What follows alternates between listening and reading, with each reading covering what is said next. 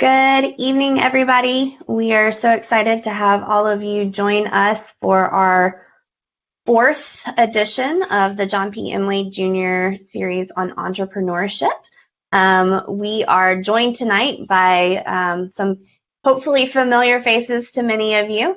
Of course, many of you will recognize Dean Charles Isbell, and our guest of honor tonight are two Georgia Tech alum. And the brains behind Panoramic Ventures. So we have Mark Buffington and Paul Judge joining us tonight as well. So I will turn it over to Charles to get us started in our conversation.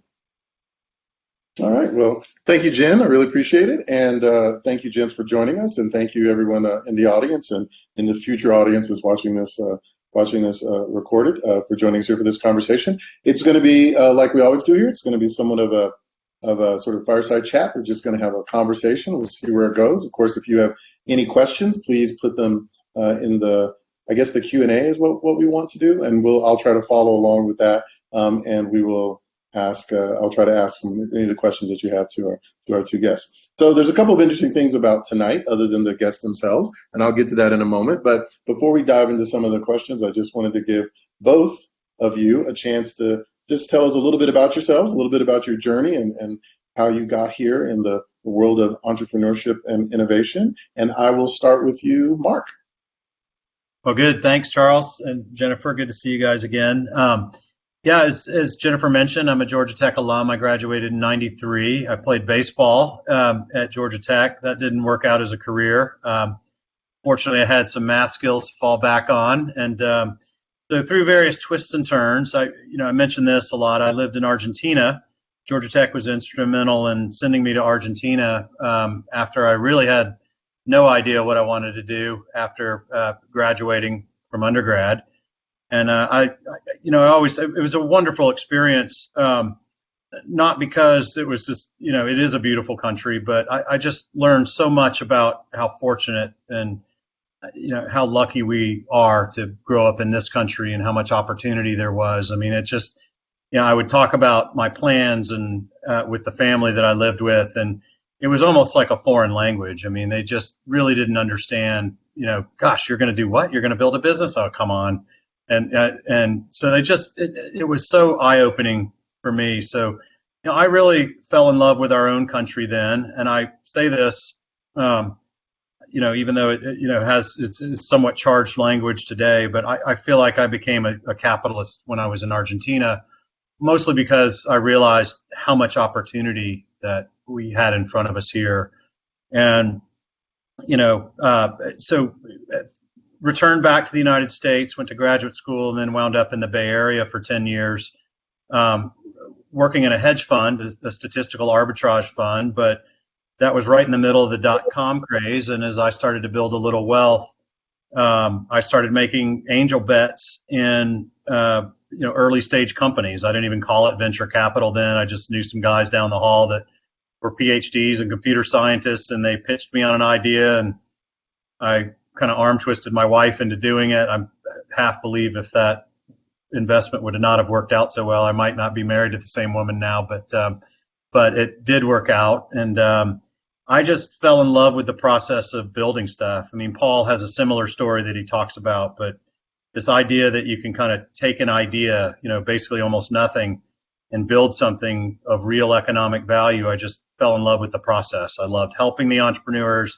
loved helping them think through their next capital raise, their sales, go-to-market strategy. And so I approached our investors at the time and said, I want to transition my career, and two of them told me I was nuts, but the other two said that they would give me a shot, and did. And the rest is kind of history. I did 5 additional deals before I left the Bay Area.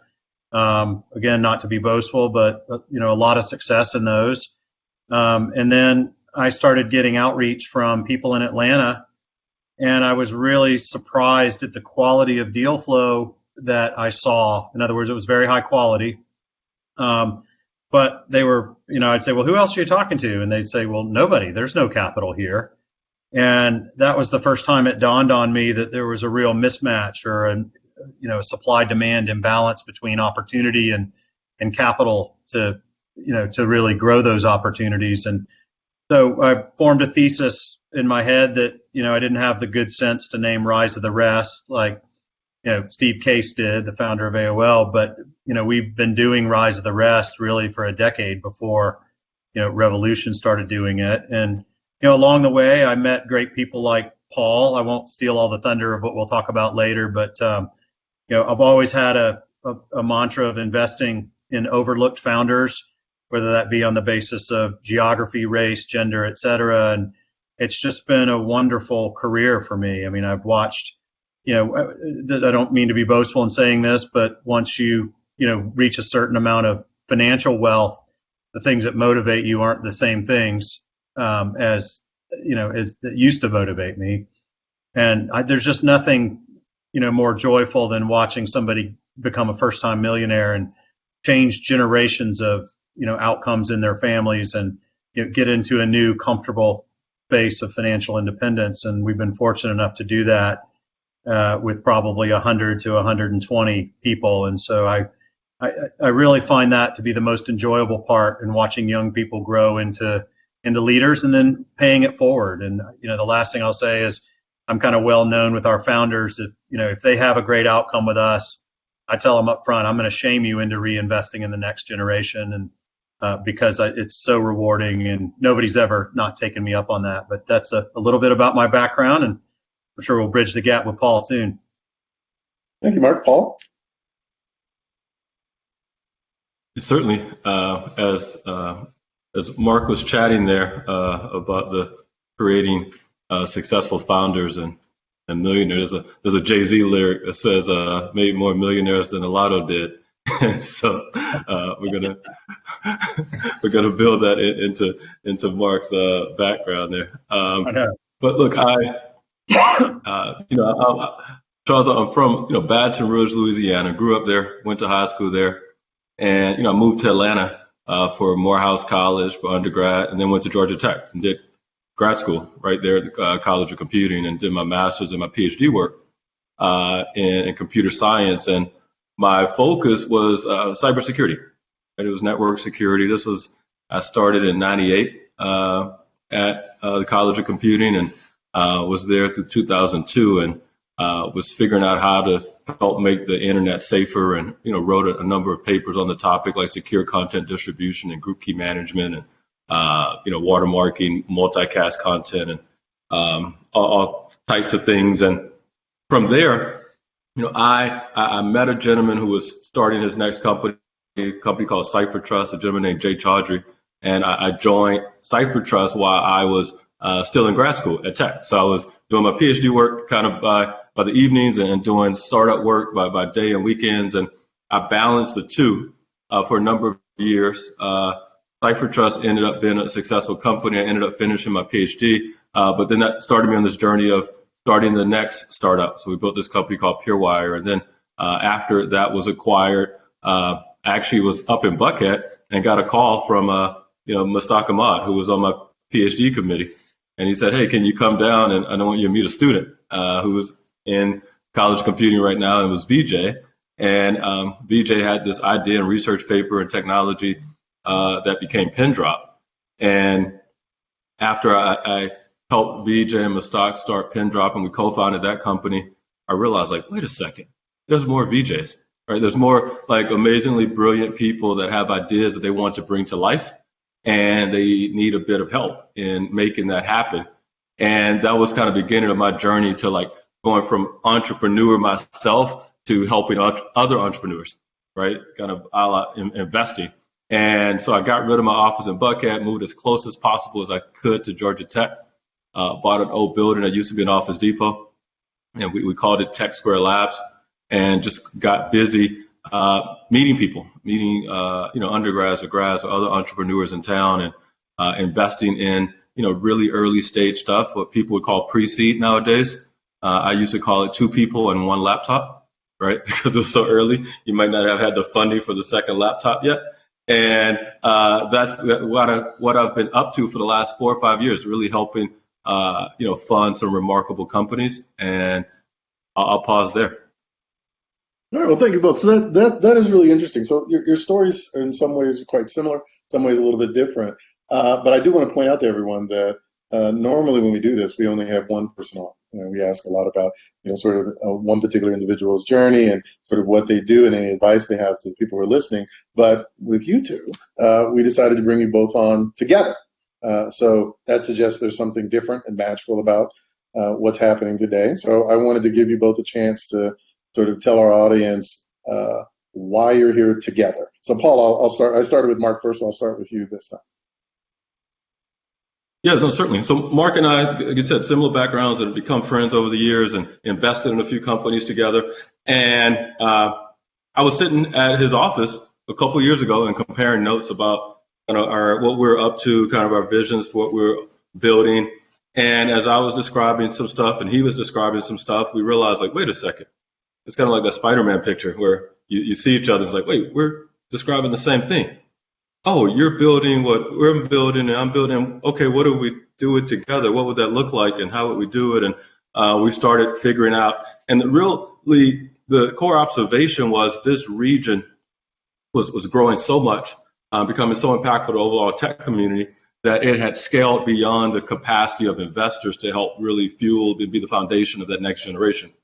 And we said, what would it look like if there was a top 10, a top 20 VC firm that was world-class that happened to be right here, based in Atlanta, based in the Southeast? It could really change the trajectory and change history. And we started working on how we would kind of combine what Mark and his team have built at BIP Capital over the years and with what I've been doing. And we were figuring out, well, what would we call that? And we were walking through different names, and Mark came up with the word panoramic. Yeah, that's it. Like we're taking a wider view. We're looking where other people aren't. And that is the fund that we announced, a few weeks ago now, Mark? Yeah, about a month ago. Yep. Mark, anything you want to add to that? No, I think that's a good description of how we came together. I think anytime in partnerships, I think whether it's a marriage or a business partnership, but what makes them work really well is this, alignment and shared values. And I think, Paul and I have been friends for 7 or 8 years, I guess. Paul, I invested in Pindrop. That's a very good way to start a friendship, by the way.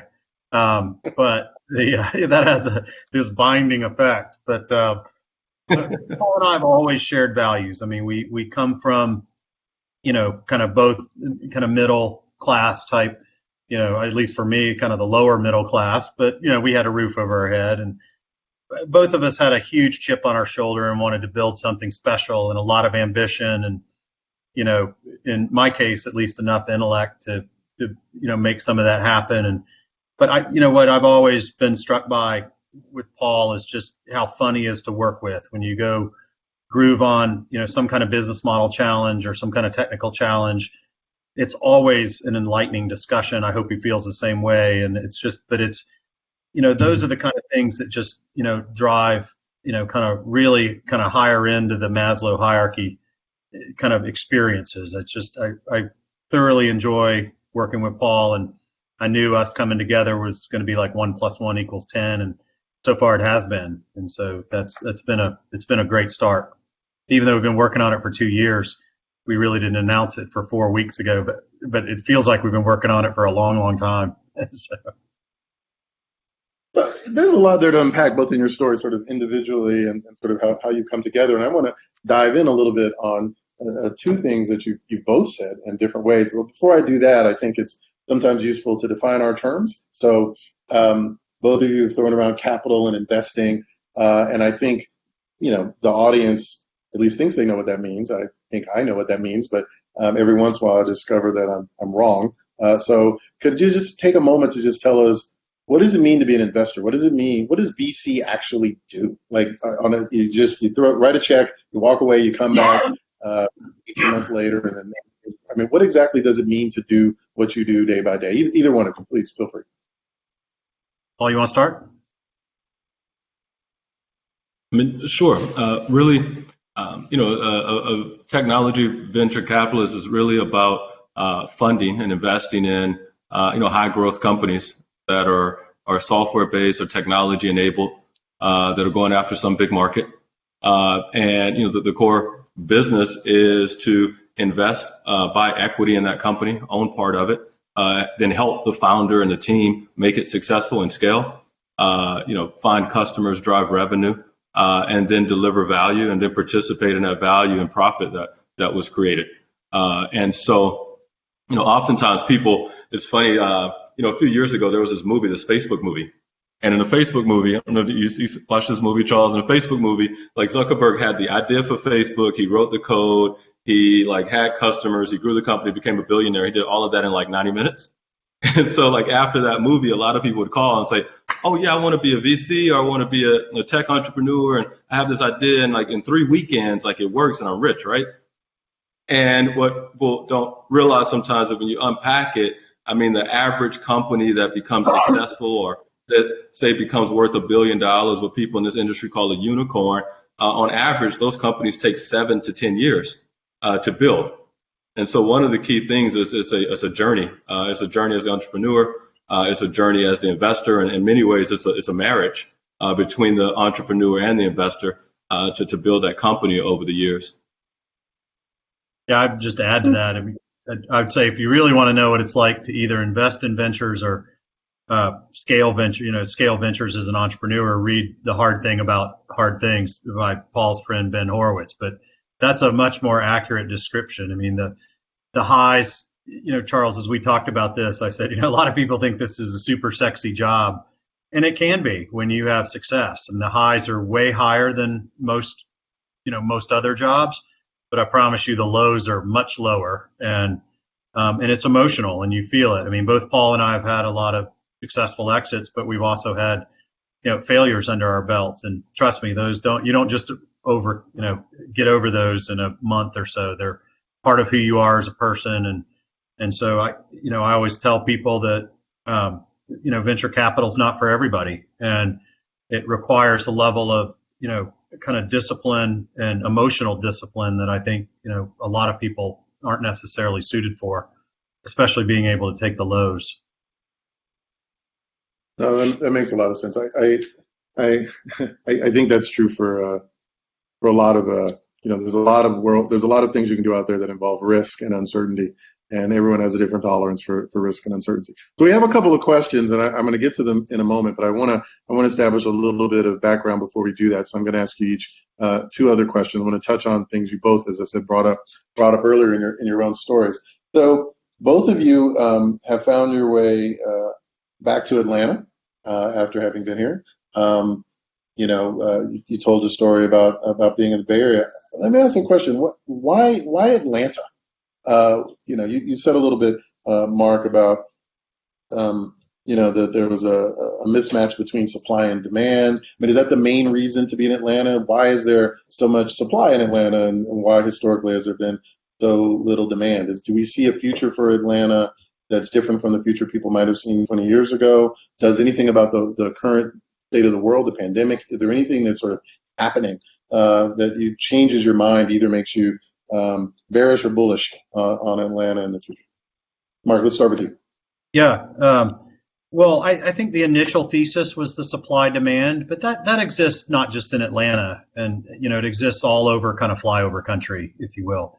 It exists in various communities, people of color. It exists, with females who've never had access to opportunity in the same way that white males have. I think as time has passed, my thesis on that evolved, but it started with the geographic recognition that, wait a minute. And you asked the other question, why is there so much supply? Well, you're the answer to that, Charles. Georgia Tech is putting out world-class technologists and companies. And, I think when you look at Atlanta and you say, what are the ingredients that make kind of an innovation ecosystem work? You need technical talent, so engineering and domain expertise, software engineering, et cetera. You need operating talent. Atlanta has that in abundance. You need a spirit of risk-taking. And I think to some extent, even in the last 16 years since I've been back in the Bay Area, the propensity to take risk by people who used to only take real estate risk has grown exponentially. And you need an easy business environment to do business in. And, Georgia's that. It's easy to start up a company. It's easy to hire people. Labor laws make it easy to hire. And, in startups, you get punched in the nose and you may lose half your revenue in a given week and you have to scale back. It's easy to do that here. So it has all the ingredients that, that are really, important for, building an innovation ecosystem, probably more so than most. And then I think the things that really interest us, I'll steal Paul's thunder a little bit here, but I'll let him finish it, is I think the things that really intrigue both Paul and us now is Atlanta has the potential probably to be, we're not going to have the geographic advantage of a San Francisco or where Paul is right now in Miami. We don't have the crystal blue water right out the door. But we have something culturally that I don't think anybody else has in the country. And super sophisticated, diverse community that by and large works together and lives together, not as much as we should, but more than most. I can tell you San Francisco was one of the more segmented and segregated communities I've ever lived in. And I think the potential in Atlanta to be what the future of the country looks like is probably as good, if not better, than any other place in the country. And that's super intellectually intriguing to both Paul and me. Paul, I know I stole your 3 C's, but maybe you can explain that. No, it's so true though. I mean, you think about Atlanta, and we're so close to it, right? Like we were just talking, Charles, about some of the stats at Georgia Tech, and I mean, went to school there, and oftentimes you forget how unique and special it is, like relative to the rest of the country. Right, relative to like the quantity of engineers, the quality of engineers, and as Mark said, I mean, that's the core element of building a startup that is hard to replicate. Like you can wire money anywhere, but like you need the creativity, you need the brains, you need the energy, and so Atlanta's so rich in that. So that makes it so key. Mark mentioned the 3 C's. I often call it the colleges, the corporations, and the culture. All right, so the colleges well, right? We're sitting here with one. But then you look at the corporations, like we have these 30 Fortune 500, 30 Fortune 1000 rather, but they become great ideas for like problems that people need to go solve, right? So they become 2 key elements. One is like key customers for startups, but then also places to go find ideas that need to be solved to go start your next startups. And a lot of people overlook that, right? You think about calling on these big companies only to sell them something. But really, we got into this habit lately of calling the companies and saying, hey, what problems do you have? And we figure out what problems they have. We figure out if that corporation has it, 100 other corporations have it, and then we can go figure out new problems and startups to go build. And then the last thing that, Mark just hinted on there is culture. And the reason culture is so important is, look, if you look at Atlanta culture, I mean, it drives hip hop culture, it drives American culture, it drives world culture, right? And, but culture actually drives how people are like spending money and technology behavior. Now, with the consumerization of technology, I mean, Atlanta culture can drive the next generation of tech if we get all the pieces right. So we have all the core ingredients. And one of the things we're spending a lot of time on is like, how do we stir them up and like get them working together? And we're starting to see a few signs of it, right? If you look at, there's a company that we're part of called Greenwood, right? It's a digital bank for minorities. But you put together someone like Killer Mike, along with someone like Ambassador Young, along with some technologists, and so you're starting to see those worlds come together, right? And when we did A3C, like we went in and we did it with 2 Chainz, and then we got Google and Salesforce and others, and so we're bringing those worlds together. And I think that's really the magic to your question of what Atlanta has that no other city has, is being able to bring these things together and really drive what the next decade of consumer adoption of technology looks like. Oh, that's wonderful. Sometimes you have to run the jewels, as it were. So we're getting a whole bunch of questions. I still have a few I want to ask you, but there's both of you touched on 2 different things that align with some of the questions in the chat. So I'm going to go ahead and ask you first to you, Paul, and then I'm going to ask you a different question, Mark. Although you should feel free to jump in. So you said that companies, Paul, that companies are a source of problems, right? So one of our audience asked this question: whenever you decide to work on a new company, how do you decide on what problem is the right one to solve? And another way of asking that is when you start working with the company and you see they're working on one problem, do Do you ever find yourself trying to help them to work on a somewhat different problem? Absolutely. And so, one trick that I had to learn leaving grad school and coming to the startup world is in grad school, you're kind of rewarded for finding the most difficult problem to solve. Like, let me go find the most difficult thing that no one else on earth has figured out how to solve yet, so I can contribute to the state of the art, right? Contribute to the art and contribute to the science.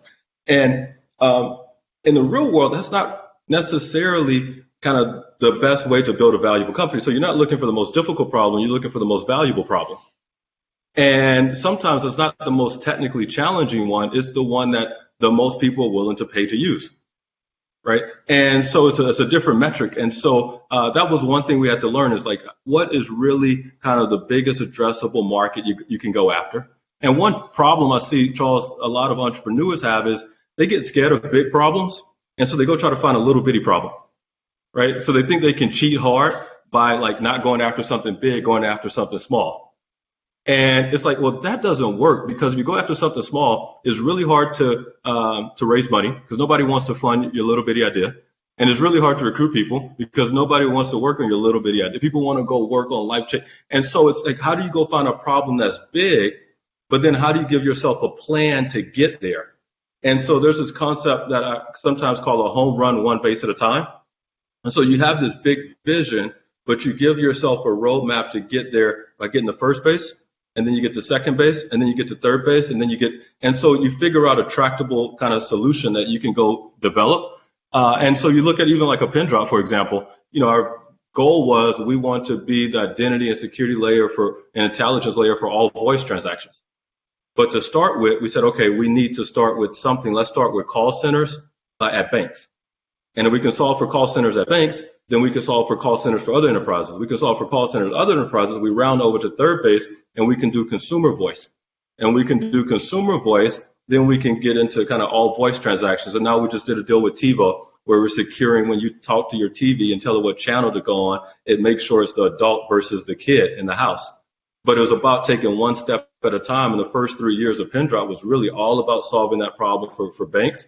And so when you to go back to your question, when you think about an entrepreneur deciding what problem to work on, it's like, how do you find one that has a big addressable market, but then how do you give yourself a roadmap for getting there one step at a time and making sure you're doing it in a way where you actually have a competitive advantage? Because sometimes people like a problem, but there's no reason that you're going to win that market. So it has to be some market where you know something other people don't, or you have some superpower that other people don't. So you have some chance of winning, some chance of getting to the puck before everybody else. So take advantage of your unfair competitive advantage. So Mark, I want to ask you a question about a culture. You brought up something about taking risks. Someone asked this question I really liked. There's a saying, founders with failed startups other places are called failures, and in Silicon Valley they're called experienced. So do you think this sort of tolerance for risk and failure experience is growing in the Southeast and particularly in Atlanta? Or is there something different about the way Atlanta sees these problems or sees these potential problems? No, there's a maturation process with that for sure in a community. And I think Atlanta's come a long way on that. I mean, I could, rattle off a bunch of names of founders that have failed, that have turned back around and, launched a business. And a great example of that is another Georgia Tech grad, Johnson Cook, with Greenlight. I mean, I advised him to shut down his other business in Voxa. At the time, he was just scared to fail, if that made sense. And then he turned around and launched Greenlight. And, he was a good entrepreneur, but that emotional side, I mentioned that, a lot of times just having the emotional courage to face facts can be hard for folks. And I think, so what I always say is, I think, cliches are cliches. The practical reality about failure is if somebody failed and learned a lot, I am super interested in them. And on the other hand, if they failed and then you ask, well, what'd you learn in that? What would you have done differently? How did you make those mistakes? And there's this kind of I don't know, I don't want to talk about that, but let me tell you about my new thing here. That's a different response. I mean, the benefit of failure is that you learn lessons. And that's no different than when you're a child touching a stove or anything else. And I think so. I'm always keenly interested in what did you learn from your failure?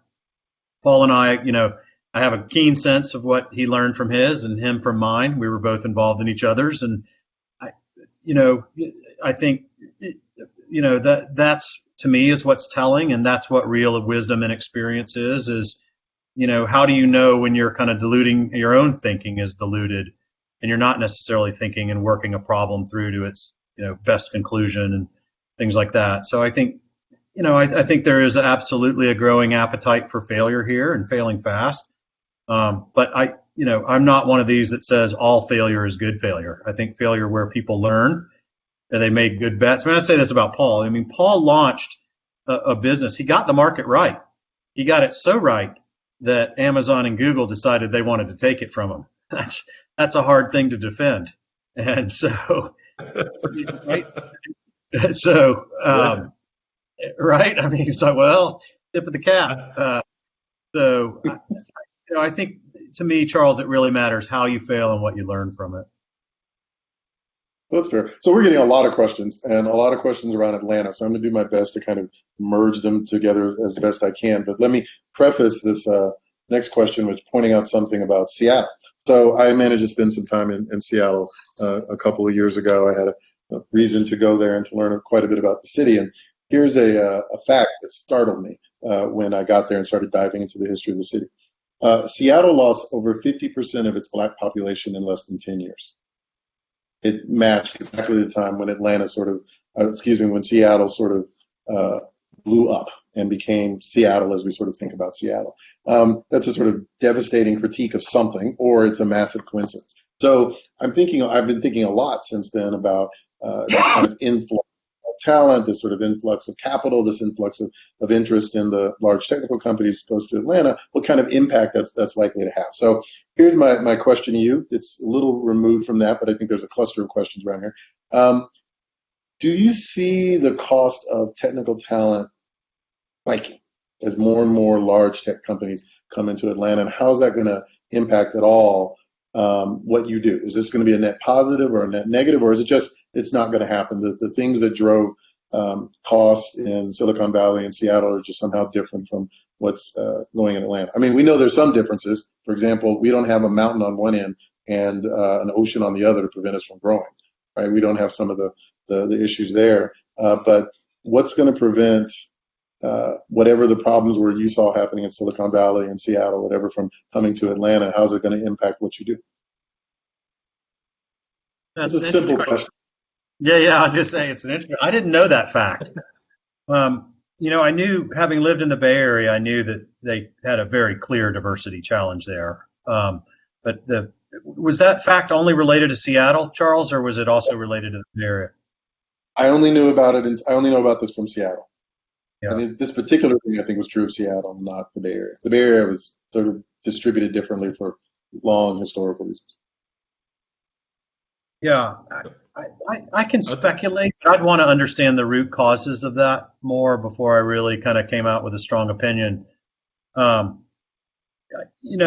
funny. I've lived in both places, or not lived, but lived in the Bay Area and visited Seattle a lot. You don't see a lot of black people walking around.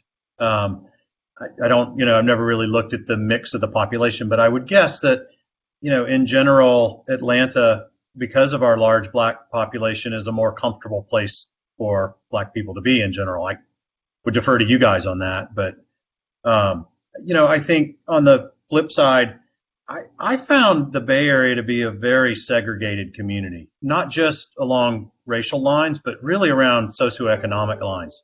If you weren't in, by the 5 years in when I was there, I was, better than an upper middle classer, but you just couldn't get into certain social circles.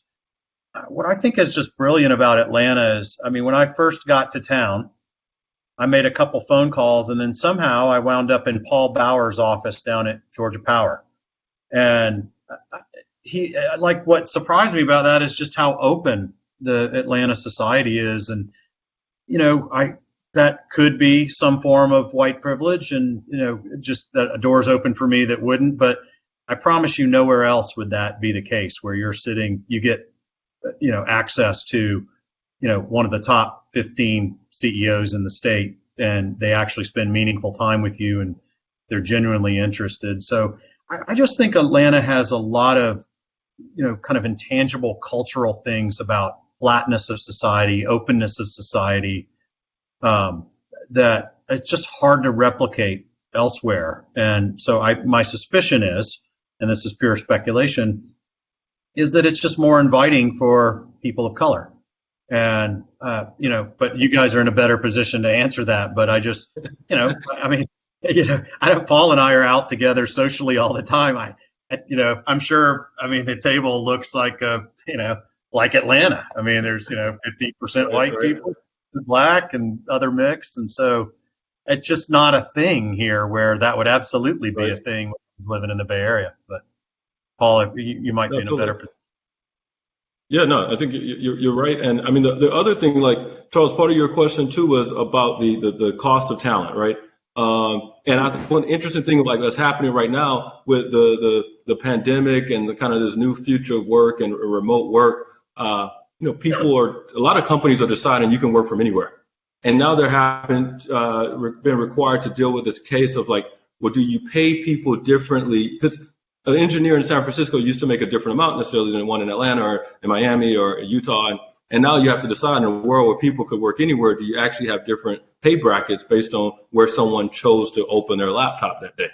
And so I think you're going to see a lot of normalization of salaries across the industry. But in some ways, that's okay because the big difference in Atlanta isn't necessarily that 20-30% difference in salary. It's more so the quality of life that you can afford.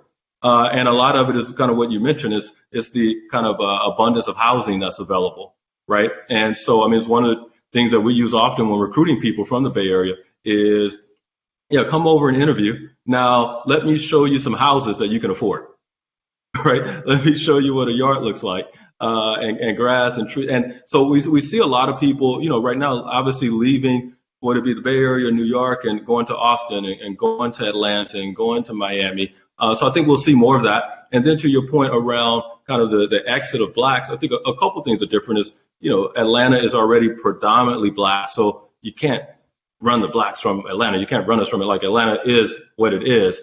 But the big difference is now technology and culture are coming together in a way that is more inviting to take people that have traditionally been excluded from being in the technology industry and helping them come into the industry, right? So, for example, like there's with coding schools and like you all just launched an online code. Now people in whether it be 12 weeks or 16 weeks can enter the tech workforce coming from non-traditional technology backgrounds, and I think we see a lot of that. And Atlanta could really lead the march there in terms of diverse people leading traditional careers and kind of being more placed in these modern tech-enabled, data-enabled careers. And I think that's what it looks like to get it right.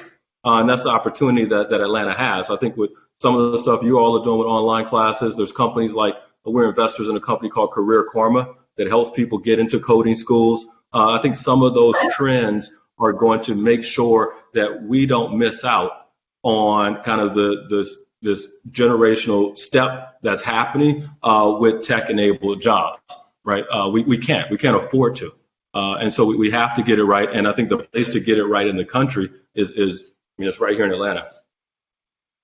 Yeah. So, by the way, for people who wonder why real estate is so relatively inexpensive here, Atlanta's the world's largest urban forest.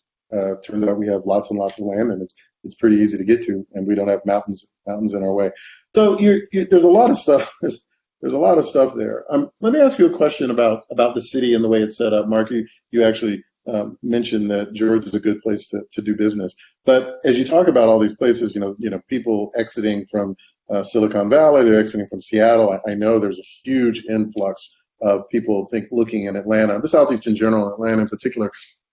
Is there anything that we need to do, as higher ed? Is there anything that we need to do as a city government? Is there anything we need to do as a state government? Is there anything that people listening to you now need to know about what it would take to make Atlanta even more of a innovation and tech hub than it is? Are we marketing ourselves to companies? Are we bringing the talent here, or convincing people to bring the talent here compared to places like Denver or Miami or Austin? There seem to be, at least according to my good friend Nick Black, working very hard to attract talent. Is it just a natural thing for Atlanta, or is it something that we're going to have to fight with other cities to get?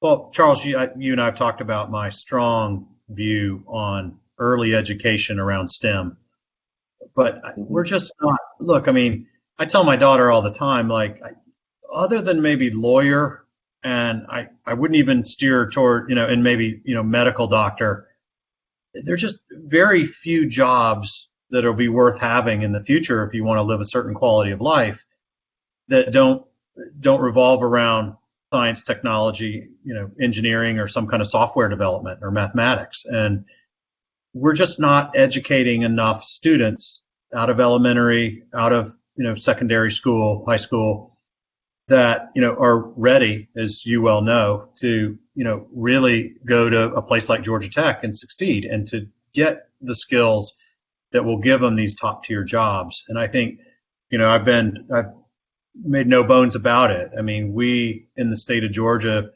I think, go down as kind of, big fools if we don't invest heavily in this kind of massive, kind of exponential growth in STEM skills amongst our children and students. And we've got to pour money into it. I've caught what you said at the beginning, that you guys have grown 47%.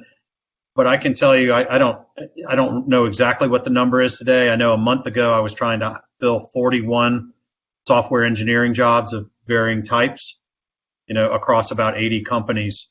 And I would guess that number is probably 50 today. And we just can't fill them because there's just not enough people. But that's real opportunity for real people to make meaningful differences in their communities and in their families that, but what can they do if they're just never exposed to it? And we've got to figure that out. And so if you said, Mark, what's the one thing the state should do? It's not really even just the city, but maybe we should start smaller. What's the one thing the state should do? It should just unload on STEM investment in primary and secondary school. And I'm sorry to feel to be so opinionated on that, but that's my strong view. Oh, no. I like that answer, so please keep being opinionated. Paul, is there anything you want to add to that? No, I think Mark covered it. And I mean, one of the efforts that the state has is there's this public-private partnership that Lieutenant Governor Jeff Duncan created, called the Partnership for Inclusive Innovation. And I'm on the advisory board there. And one of the core things that we're working on is exactly what Mark highlighted, like the digital readiness in K through 12, and making sure that every Georgian can be connected with broadband, and so I think there's some interesting efforts happening, but yeah, there's definitely a lot of work to do there. Okay, so let's switch gears a little bit. There's a ton of questions on here where I'm doing my best to kind of merge them together. There's a bunch around Atlanta and a couple around sort of culture in Atlanta, and I'm going to try to see if I can push them together for you. And I think this builds on things that you both said about finding the problem that is hard enough to be interesting and valuable, but easy enough to be doable. So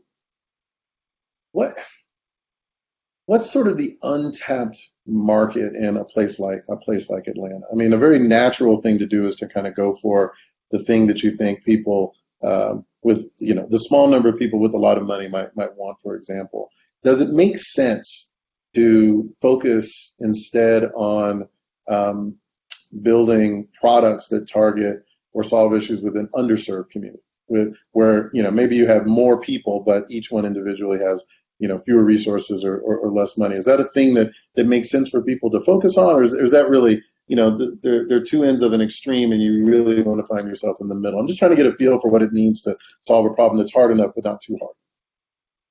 And I'm basing this on a question that's in the Q&A, so I'm not just asking you hard questions. They're asking you hard questions, so you can blame the audience. You want me to take a crack at it? Go ahead. Go for it. Yeah. No, you go for it. Yeah, A couple things come to mind for me, like, what are big open problems that, you're thinking about Atlanta to solve. I mean, one of our biggest exports is our culture.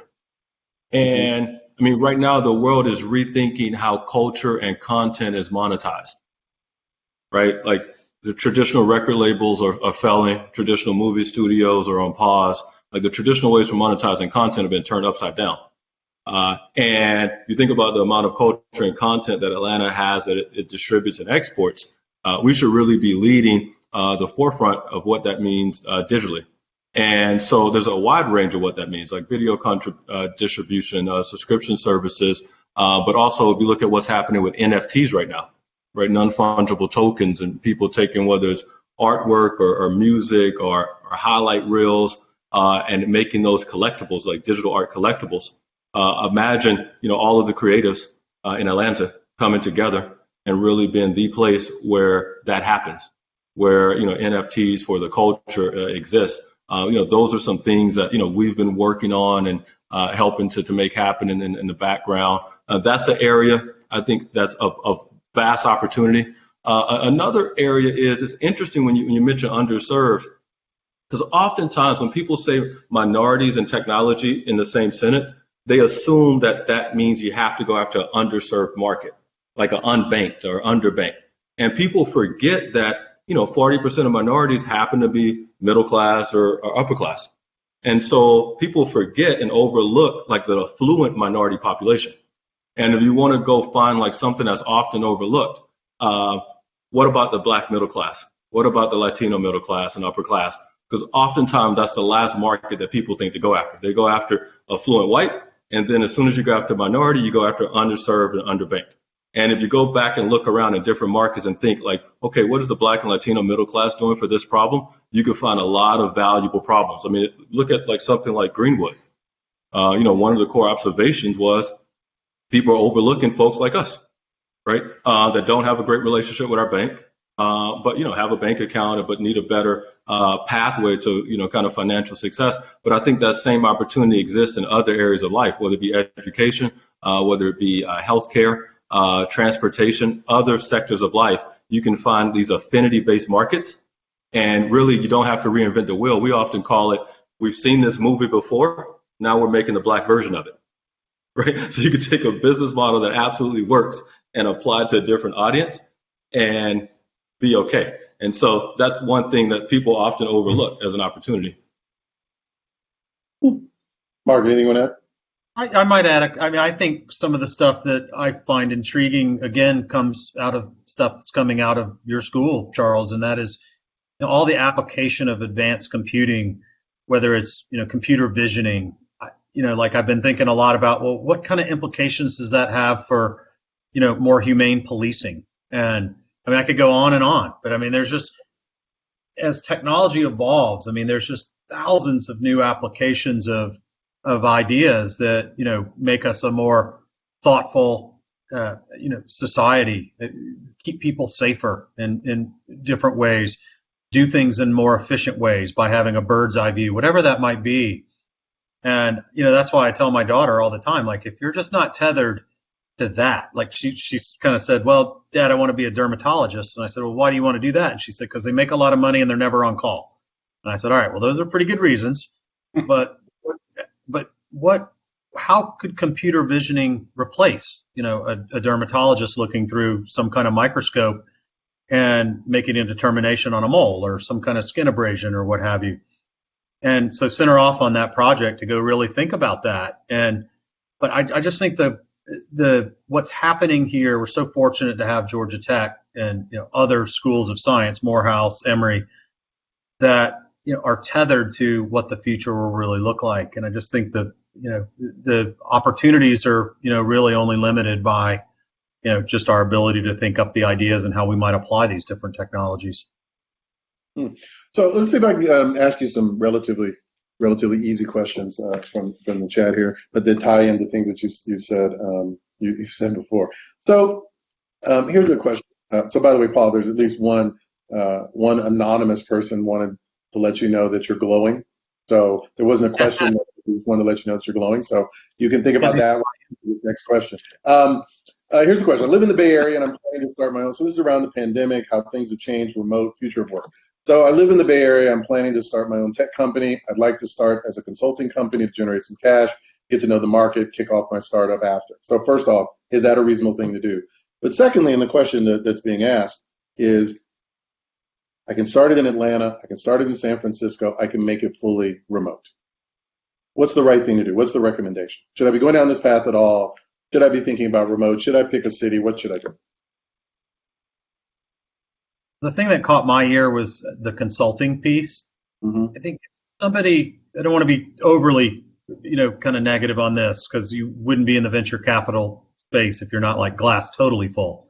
But I think if somebody walked in our office and said, hey, I've started as a consulting business and I want to raise money, the first thing that pops into my mind is, okay, and if something happens to this person, all the value that is being generated is over. So there's an inherent level of risk in a consulting-oriented business that doesn't exist in a platform-oriented software business where you could have somebody come in and replace it. And I think, on the other hand, if that consulting led to a platform model and a technology-based solution, I think, and there was a clear bridge between point A and point B, I might change my mind. But I think I'd be very careful to position as a service business, because it's a lot harder to raise money around that. And even if you do, they tend to be at much lower valuations. So we're almost out of time. Every time I do one of these things, I start off thinking, how in the world are we going to fill up an hour? And then I'm thinking, how in the world can we do this in under 2? So let me, I want to sort of close, give you both a chance to kind of give whatever piece of advice you want to give. But let me ask you one more question. And again, this is wrapped around the notion of the pandemic and sort of how things are changing, which I think as we are hopefully opening back up again. I actually don't like that metaphor, but as things are sort of moving back into the way we used to think about them as we come to the fall, there's a lot of interesting questions. And one is, we've got a lot of industries, we've got a lot of companies, we've got a lot of sectors of the economy, some of which have flourished over the last year during the pandemic. Is there any ones in particular you think are going to thrive post-pandemic that perhaps have changed or changed in some interesting way because of our experience over the last 12 or 13 months?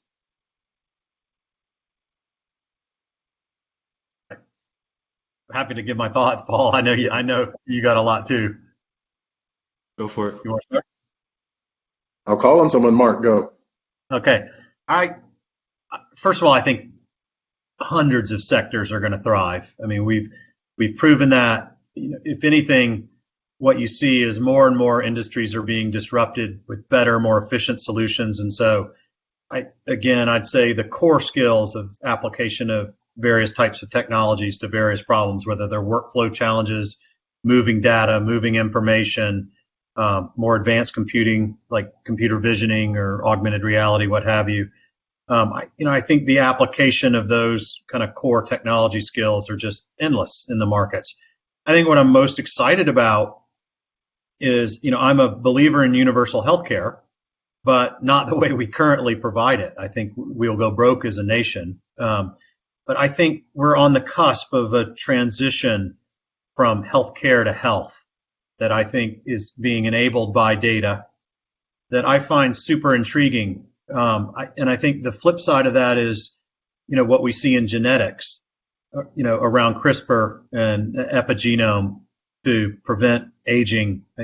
So Paul hears me talk about this all the time, but what I've spent the majority of my time thinking about recently is, the epigenome and CRISPR and application of genetics to human frailty. But again, that's just because I'm super interested in it, and I'm getting old and I'd like to live a long time. So I'm hoping that something comes along that gives me a chance to stay around a little longer. But I think there's so many opportunities to apply great technologies, and I wouldn't pick one sector in general. Paul, anything you want to add to that before we wrap up?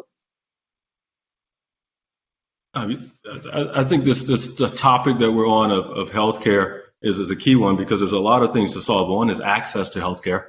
For people who can't afford primary insurance, how can we use technology to open up access? And we've invested in a few companies like companies like Vitable and some other companies like I'm thinking of Mark, like Reach, and some others that I'm sorry. I just named a bunch. I just rattled off. Oh yeah, and that are using kind of innovative ways to make healthcare more efficient and more affordable and create more access. But then I think if you look at kind of the combination of like what data mining can do around drug formulation, especially like naturally occurring medicines, like Georgia just passed medical cannabis industry, and so we're doing work in that industry as well. If you look at some of the research around how CBD and other cannabinoids can help with, even like cytokine storms and things associated with COVID. There's so much to unlock in human understanding of these medicines and these molecules, and the work that we can do around data mining is going to help us do that much faster. And so, access on one side and new drug discovery and formulation on the other side are certainly areas where I think we'll have impact over the next few years.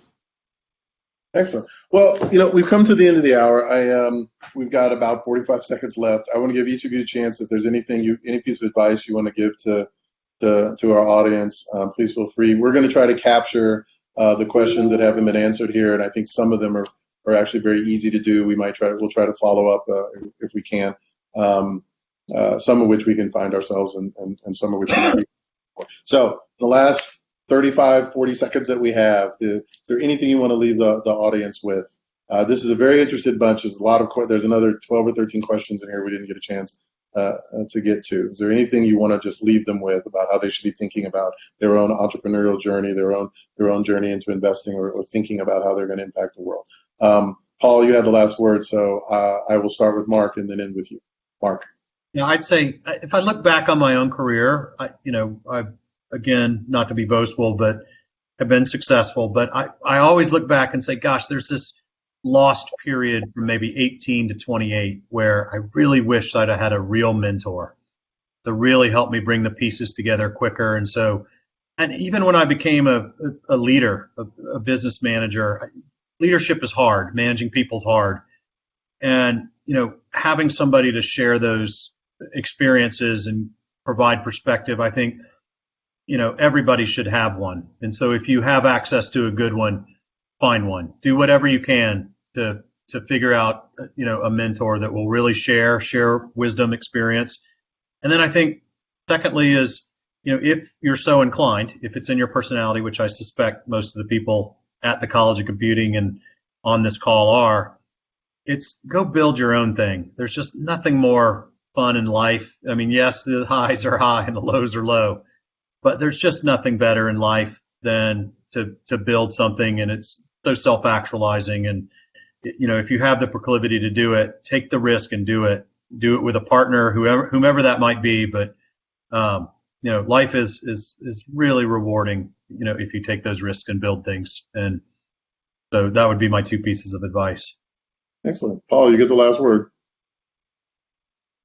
I'm going to echo this, go build something. And specifically, I often say go build something from nothing. The point with technology is it's kind of the great equalizer, right? You didn't have to be born with money. You didn't have to inherit a bunch of land. You can dream something up and you could code it, and you could have a computer do it for you. And then it's growing and it's creating value and it's creating wealth. So it's kind of like the closest thing to equal opportunity that the country's ever had, right? Where you can just have a pure thought and turn into something of value. And we can't miss that opportunity. And when I say we, I mean the people who have traditionally been overlooked. I mean people in the South, people of color, women. And so it's really this closest thing to equal opportunity. So everyone should be figuring out how to participate, which really starts with build something. Like go take the chance and figure out a problem to go solve. And the last thing I'll say is while you're doing that, go be the best at it.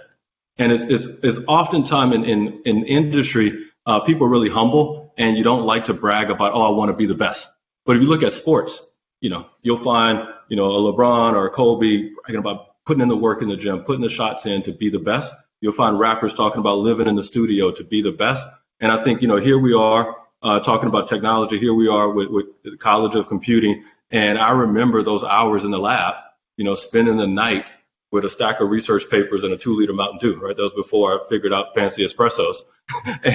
But we were putting the work on trying to be the best, because I knew somebody somewhere on earth was staying up trying to beat me. And that person might not have been down the street. They might have been across the country. They might have been in China or India or somewhere else. And the only way I was going to be successful is I put in more work than them and figured out how to be the best at whatever problem I was trying to solve. And so that's what I just encourage everyone to do. As you're writing your software, as you're building your code, as you're building your company, go figure out how to be the best at it. Excellent. I'm going to quote that when I hand out my midterm next week. All right. Well, thank you both very much. Jen, I don't know if there's anything you want to pop back on and give any logistics or any information. But before I turn it back over to you, I want to thank both of you, Mark and Paul, for your time. Really appreciate it. I know that you're very busy and you have lots of other things to do. Paul, I know you've got yet another meeting. Thank you again very much. And on behalf of everyone in the audience, we really appreciate you. Thank you so much. Jen, the floor is yours.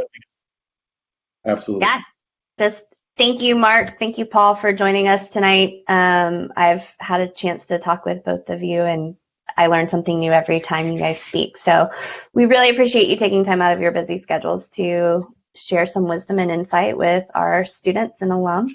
And for those of you who joined us tonight, thank you also for joining us. Those were some great questions. I think Charles ditched his script after like question number 1 or 2 because y'all asked better questions. So we really appreciate your participation tonight. We will be getting out a recording of tonight's chat in a couple of weeks after we put some polishing touches on all of it. And for those of you, I know there's a lot of questions asking about how to get in touch with Mark and Paul.